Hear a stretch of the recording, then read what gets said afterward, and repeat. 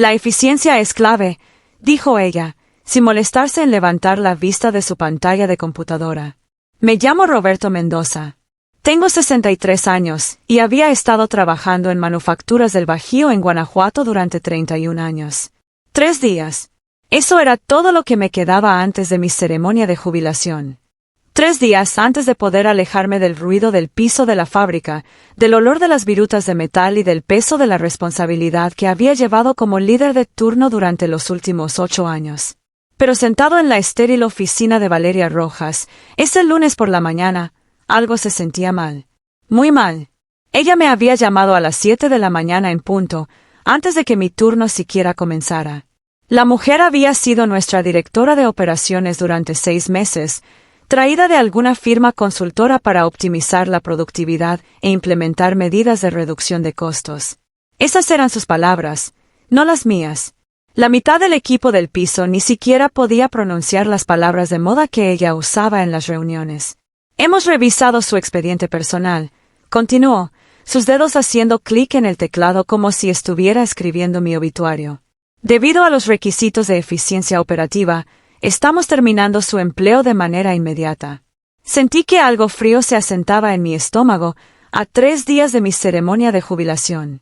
Ahora ella levantó la vista, con una pequeña sonrisa en su rostro, como si estuviera disfrutando. Todavía recibirá su pensión, señor Mendoza. Pero la ceremonia, eso era una cortesía de la empresa. 31 años, 0 violaciones de seguridad. Había entrenado a la mitad de los aprendices que actualmente trabajaban en el piso. Mi foto ya estaba en el boletín de la empresa con el titular, fin de una era. Mi esposa, Elena, había comprado un vestido nuevo para la ceremonia. Mi hija, Lucía, había solicitado tiempo libre en el trabajo para asistir. Ya había entregado mi credencial de identificación el viernes por la tarde, terminado mi informe final de seguridad, limpiado mi casillero. Lo único que faltaba era estrechar la mano del CEO y aceptar alguna placa grabada que se sentaría en mi repisa hasta que muriera. Recursos Humanos lo acompañará a la salida, añadió Valeria, ya mirando de nuevo a su pantalla. Me levanté lentamente. Mis rodillas crujieron como siempre lo hacían después de estar sentado demasiado tiempo. La eficiencia es clave, dije, y salí. La seguridad me esperaba en el pasillo. 2 jóvenes a los que nunca había visto antes, probablemente contratistas. Me flanquearon como si fuera algún tipo de criminal mientras caminábamos por la planta. Los trabajadores dejaron lo que estaban haciendo para mirarme. Jimmy Torres, a quien había estado mentorando durante 2 años, parecía muy confundido. Solo asentí con la cabeza y seguí caminando. Afuera, me entregaron una caja de cartón con mis pertenencias personales. Una taza de café que Elena me había dado por Navidad, una foto de mi nieta, los lentes de lectura que guardaba en el cajón de mi escritorio. Fue entonces cuando supe que las cosas se pondrían interesantes. Había comenzado en Manufacturas del Bajío justo después de la preparatoria en 1994. Tenía 18 años, y no sabía nada sobre manufactura. Mi papá había trabajado en la línea de Ford durante 30 años antes de que la planta cerrara y me dijo que encontrara algo estable. Consigue un trabajo en una buena empresa, dijo. Mantén la cabeza baja, haz el trabajo y ellos te cuidarán. Manufacturas del Bajío me cuidó. Bien. Me ascendieron a supervisor de línea después de 5 años. Me hicieron líder de turno hace 8 años cuando el viejo Mickey Brennan tuvo un ataque al corazón.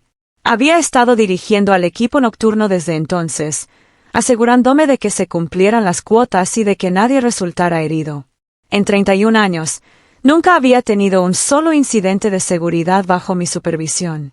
Conocí a Elena en un picnic de la empresa en 1998. Ella trabajaba en contabilidad entonces, antes de cambiar a enfermería. Nos casamos 2 años después, compramos una pequeña casa en León. Lucía llegó en 2003. Todo estable y predecible, justo como me gustaba. Pero las cosas habían estado cambiando en Manufacturas del Bajío durante meses. Desde que trajeron a Valeria y su equipo de expertos en eficiencia.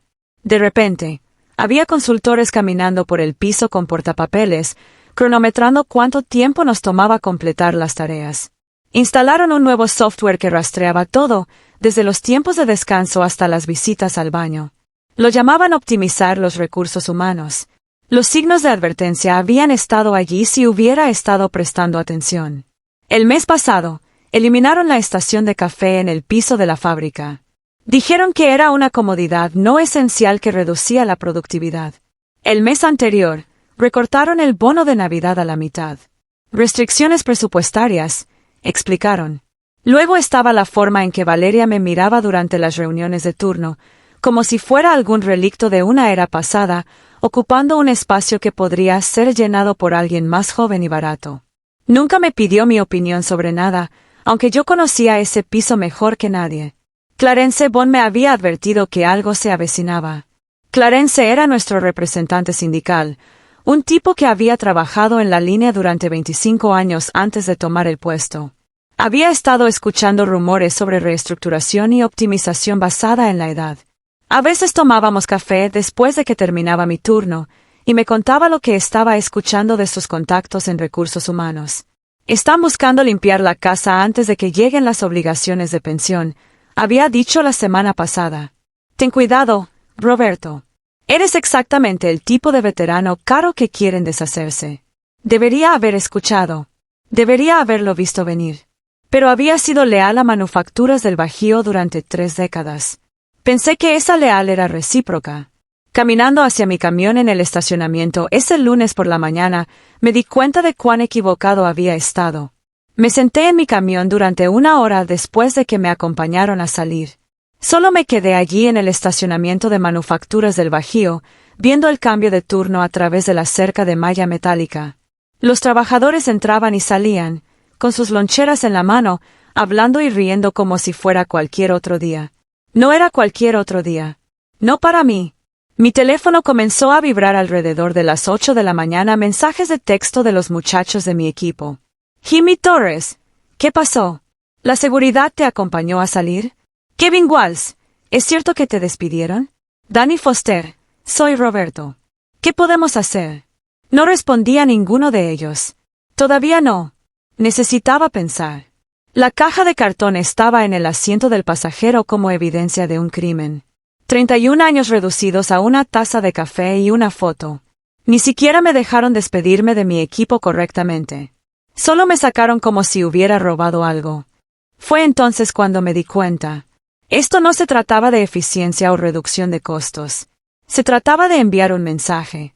Mostrar a los trabajadores más jóvenes lo que sucede cuando te vuelves demasiado viejo, demasiado caro, demasiado cómodo. Hacerles entender que la lealtad es una calle de un solo sentido. Encendí el motor y conduje a casa. Elena estaba en la cocina preparando el desayuno, tarareando alguna melodía de la radio. Levantó la vista cuando entré y su rostro cambió en el momento en que vio mi expresión. ¿Qué pasa?, preguntó.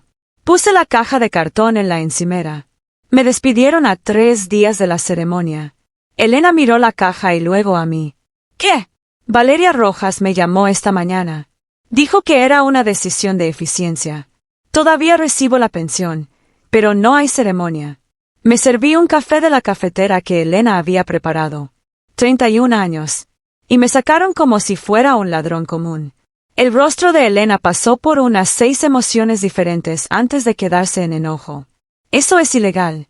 Eso tiene que ser ilegal. Probablemente no. Dije que Guanajuato es un estado de trabajo a voluntad.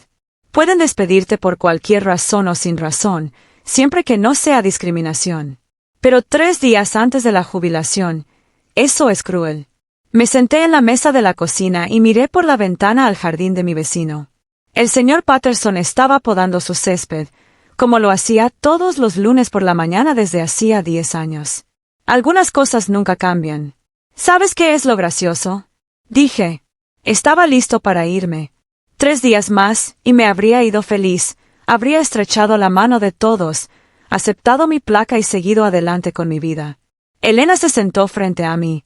Entonces, ¿qué vas a hacer? Pensé en eso durante mucho tiempo. ¿Qué iba a hacer? ¿Aceptarlo y fingir que los últimos 31 años no importaban?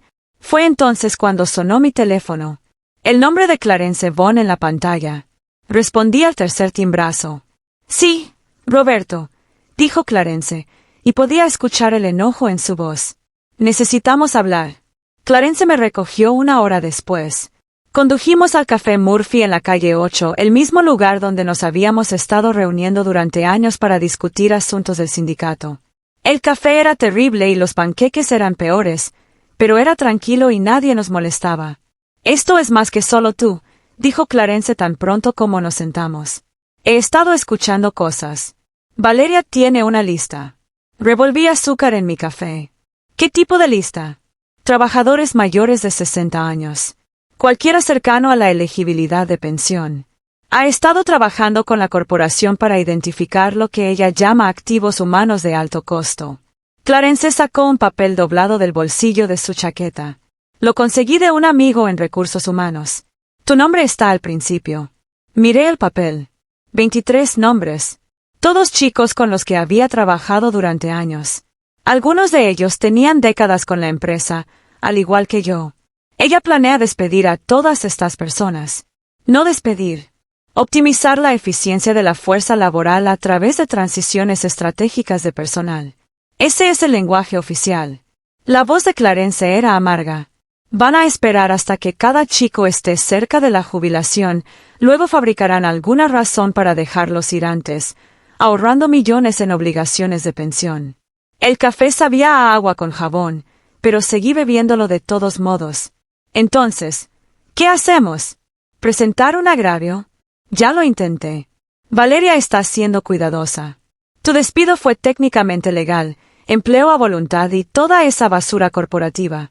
Clarence se inclinó hacia adelante. Pero aquí está el asunto, Roberto. No eras solo cualquier trabajador. Eras el puente entre la gerencia y el piso. Los chicos confiaban en ti. Cuando necesitaba saber cómo se sentía el equipo sobre las negociaciones del contrato, venía a ti. Sabía a dónde iba esto. Durante 8 años como líder de turno, había sido la voz no oficial de los trabajadores. Cuando había problemas, la gente venía a mí antes de ir con Clarence. Cuando la gerencia quería implementar nuevas políticas, me las presentaban primero para medir la reacción. El equipo ya está hablando, continuó Clarence. Jimmy Torres me llamó a las 6 de la mañana. Dijo que todo el turno de noche estaba hablando de lo que te pasó. Están enojados, Roberto. Realmente enojados. ¿Suficientemente enojados para hacer qué? Clarence sonrió por primera vez desde que lo conocía. Eso depende de qué tan enojado estés tú. Pensé en la cara engreída de Valeria. En la forma en que había descartado 31 años de servicio como si no fueran nada. La ceremonia a la que Elena había estado esperando. El discurso que había estado practicando en mi mente. Estoy lo suficientemente enojado, dije. Pasamos las siguientes 2 horas planeando. Clarence tenía contactos en toda la planta, chicos que habían estado con el sindicato durante años. La belleza de la manufactura era que todo estaba conectado. Cuando un departamento dejaba de trabajar, creaba un efecto dominó que detenía toda la operación. Tenemos que ser inteligentes con esto, dijo Clarence.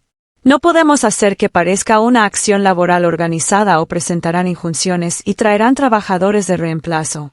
Tiene que parecer espontáneo. ¿Qué hay del contrato? ¿No tenemos una cláusula de no huelga? Lo gracioso de las violaciones de contrato, dijo Clarence, es que funcionan de ambas maneras. Terminar a un veterano respetado 3 días antes de la jubilación sin causa.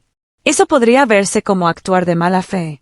Conduje a casa alrededor del mediodía, mi cabeza dando vueltas con posibilidades. Elena estaba en el jardín arrancando malezas de sus plantas de tomate. Levantó la vista cuando estacioné en la entrada. ¿Cómo fue tu reunión con Clarence? Educativa, dije. Esa tarde, mi teléfono comenzó a sonar.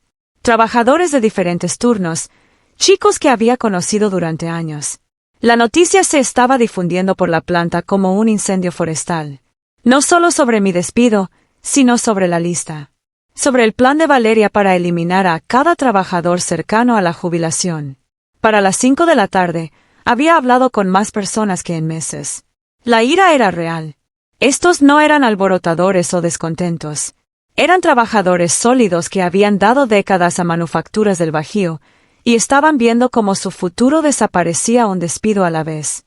Alrededor de las 6 de la tarde, llamó Jimmy Torres. Roberto, necesitamos hacer algo. Esto no está bien. ¿Qué tienes en mente, Jimmy? Hubo una larga pausa. Mañana es martes. Mi turno comienza a las 6 de la mañana. ¿Qué tal si simplemente olvido encender mi estación de soldadura? Sonreí. Eso sería desafortunado, Jimmy. Las fallas en el equipo suceden todo el tiempo. Sí, Jimmy dijo. Así es. El martes por la mañana, estaba despierto antes de que sonara mi alarma. Viejos hábitos. Durante 31 años, me había estado levantando a las 4:30 de la mañana para el turno de las 6 de la mañana. Mi cuerpo no sabía cómo dormir hasta tarde. Elena todavía estaba en la cama cuando me vestí y conduje a Manufacturas del Bajío. No para trabajar, obviamente, solo para observar. Estacioné frente a la puerta principal de Manufacturas del Bajío y esperé. A las 6 de la mañana en punto, el turno de día comenzó a entrar. Jimmy Torres me hizo un gesto con la cabeza al pasar por la puerta. También lo hicieron Kevin Walls y Danny Foster, y una docena de otros chicos con los que había trabajado durante años. A las 6:15 de la mañana, recibí un mensaje de texto de Jimmy. Estaciones de soldadura abajo. Problema eléctrico raro. A las 6:22 de la mañana, Kevin, cabinas de pintura actuando mal. El compresor no arranca. A las 6:30 de la mañana, Danny, baterías de montacargas muertas. Debe haber habido un drenaje durante la noche. Para las 7 de la mañana, había recibido 15 mensajes de texto sobre varias fallas de equipo en toda la planta. Nada dramático, nada que desencadenara preocupaciones de seguridad, solo el tipo de problemas mecánicos menores que ocurrían en las antiguas instalaciones de fabricación. Lo hermoso de la fabricación es que todo está conectado. Cuando las estaciones de soldadura se detienen, la línea de ensamblaje se detiene. Cuando la cabina de pintura falla, los productos terminados no pueden completarse. Cuando los montacargas se descomponen, los materiales no pueden moverse entre departamentos. A las 8 de la mañana, Clarence me llamó. «Necesitas ver esto», dijo. Conduje al salón del sindicato en el Río Grande. Clarence me esperaba en el estacionamiento con un periódico en la mano. «Primera página de la sección de negocios», dijo, entregándomelo. El titular decía, «Manufacturas del Bajío implementa medidas agresivas de reducción de costos». El artículo detallaba las iniciativas de eficiencia de Valeria, incluyendo la optimización estratégica de la fuerza laboral y la eliminación de recursos humanos redundantes. Incluso había una cita de ella. «Estamos comprometidos a crear una organización más ágil y competitiva eliminando estructuras de personal obsoletas». «Estructuras de personal obsoletas», dije. «Eso es lo que soy ahora». «Sigue leyendo», dijo Clarence. Enterrada en medio del artículo había un párrafo sobre las obligaciones de pensión de la empresa. Manufacturas del Bajío enfrentaba una responsabilidad de $70 millones en los próximos 5 años a medida que los trabajadores veteranos alcanzaban la edad de jubilación. El artículo mencionaba que la gestión creativa de la fuerza laboral podría reducir significativamente estos costos. «Ella no solo viene por ti, Roberto. Viene por todos». La cara de Clarence estaba seria. Y está orgullosa de ello. Hablando con los reporteros como si fuera algún tipo de heroína de los negocios. Doblé el periódico y se lo devolví. ¿Cuántas personas han visto esto? Hice copias. Las distribuí a todos los jefes de departamento esta mañana. Clarence sonrió. Lo gracioso de los trabajadores de fábrica es que pueden leer. Mi teléfono vibró con otro mensaje. Este de Mickey Brennan, el ex líder de turno que se había jubilado después de su ataque al corazón. Vi el periódico. ¿Quieres ayudar? Luego otro mensaje de Tony Ritchie en mantenimiento. Escuché sobre el artículo. En espera. Y otro de Beth Sullivan en control de calidad. Esto está mal. ¿Qué podemos hacer? Para las 9 de la mañana, había recibido 47 mensajes de texto de empleados actuales y anteriores de Manufacturas del Bajío. La noticia se estaba difundiendo más allá del piso de la planta. La gente estaba hablando con sus familias, sus vecinos, sus amigos en otras empresas. A las 10 de la mañana, Clarence llamó de nuevo. «Necesitas venir aquí. Una camioneta de noticias acaba de llegar a la planta». Conduje de vuelta a Manufacturas del Bajío. Efectivamente, había una camioneta de noticias del Canal 7 estacionada afuera de la puerta principal. Un reportero estaba entrevistando a los trabajadores mientras salían a su descanso. Observé desde el otro lado de la calle mientras Jimmy Torres hablaba a la cámara. Luego Kevin Walls. Luego Danny Foster. Uno por uno, chicos que nunca habían hablado con los medios en sus vidas contaban sus historias. Sobre 31 años de servicio, sobre ser escoltados a la salida 3 días antes de la jubilación, sobre una cultura gerencial que trataba a los trabajadores como equipo desechable. Mi teléfono sonó. Era el número de Elena. Roberto, estás en las noticias, dijo.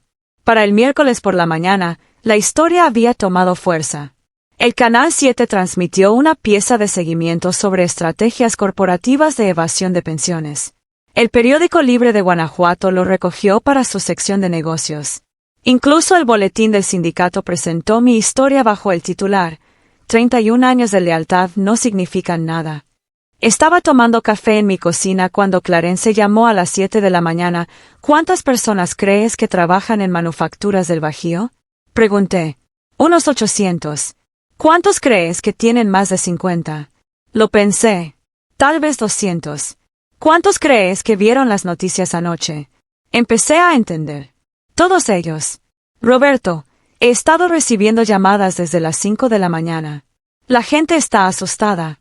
Se están dando cuenta de que si puede pasarles a ti, puede pasarles a cualquiera.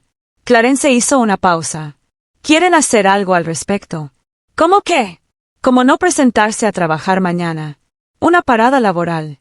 La opción nuclear. Lo había visto suceder en otras plantas, generalmente durante negociaciones de contratos. Pero esto era diferente. Esto no se trataba de salarios o beneficios. Se trataba de dignidad. ¿Cuál es el riesgo legal? Pregunté. Honestamente, significativo. La empresa podría despedir a todos, traer trabajadores de reemplazo. Podríamos perder todo. La voz de Clarence era seria. Pero aquí está el asunto, Roberto. A veces tienes que tomar una postura, incluso cuando las probabilidades están en tu contra. Pensé en mis 31 años en manufacturas del Bajío. Todas las horas extras, las reuniones de seguridad, las sesiones de capacitación, todos los trabajadores jóvenes a los que había mentorado, los problemas que había resuelto, las crisis que había manejado. ¿Qué necesitas de mí?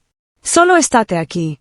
Mañana por la mañana, 6 de la mañana, puerta principal. No digas nada a los medios. No hagas ningún discurso. Solo estate aquí. Pasé la tarde del miércoles limpiando mi garaje. Viejo hábito de mis días en la fábrica. Cuando tienes un problema que no puedes resolver, trabaja con tus manos hasta que tu cerebro se ponga al día. Elena me encontró alrededor de las 3 de la tarde reorganizando mi banco de herramientas por tercera vez. ¿Estás nervioso? Dijo. Sí. Por mañana. Dejé lo que estaba haciendo y la miré. Por todo. Por lo que esto significa. Por lo que pasa si no funciona. Elena se sentó en mi banco de trabajo. ¿Sabes qué pienso? ¿Qué? Pienso que has pasado 31 años haciendo lo correcto para los demás, cuidando a tu equipo, asegurándote de que todos llegaran a casa sanos y salvos, poniendo las necesidades de la empresa por encima de las tuyas. Tomó una llave de mi caja de herramientas. Tal vez es hora de hacer lo correcto por ti. Esa noche, mi teléfono no dejó de sonar. Chicos de diferentes turnos, diferentes departamentos, personas con las que había trabajado años atrás y que habían escuchado lo que estaba pasando. Incluso algunas personas de otras empresas, otros sindicatos. Jimmy Torres llamó alrededor de las 9 de la noche. Roberto, quería que supieras que pase lo que pase mañana, estamos contigo. Jimmy, no tienes que hacerlo. Sí, tenemos que hacerlo. Pasaste 8 años cuidándonos. Ahora es nuestro turno de cuidarte. Me acosté temprano esa noche, pero no dormí mucho. Seguí pensando en mi papá y en lo que me había dicho sobre encontrar una buena empresa y mantener la cabeza baja, sobre la lealtad siendo una calle de 2 sentidos. Alrededor de las 2 de la mañana, me levanté y preparé café. Me senté en la mesa de mi cocina mirando la calle oscura, pensando en lo que traería la mañana. A las 4 de la mañana, me vestí y conduje a Manufacturas del Bajío. La misma rutina que había seguido durante 31 años, excepto que esta vez era diferente. Esta vez, no iba a trabajar. Iba a la guerra. A las 5:45 de la mañana, estacioné frente a la puerta principal de Manufacturas del Bajío y observé cómo el amanecer pintaba las paredes de la fábrica de naranja y rojo. El estacionamiento estaba vacío excepto por unos pocos autos de la gerencia y la camioneta del guardia de seguridad. Luego comenzaron a llegar. Primero llegaron Jimmy Torres y Kevin Walls caminando juntos desde la parada del autobús. No entraron por la puerta. En cambio, se quedaron en la acera fuera de la cerca y esperaron. Luego, Danny Foster llegó en su viejo Chevy, seguido por 3 chicos del departamento de pintura. Se unieron a Jimmy y Kevin en la acera. A las 6 de la mañana, había 50 personas paradas fuera de la puerta. A las 6:15, había 100.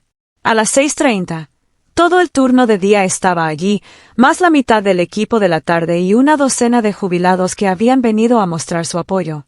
Nadie estaba gritando ni cantando. Nadie llevaba letreros. Solo estaban allí, negándose a cruzar la línea. Clarence Bond caminó hacia mi camión a las 6:45 de la mañana. ¿Ves eso?, dijo, señalando hacia el edificio administrativo. Valeria Rojas estaba parada en la ventana de su oficina en el segundo piso, hablando rápidamente por su teléfono.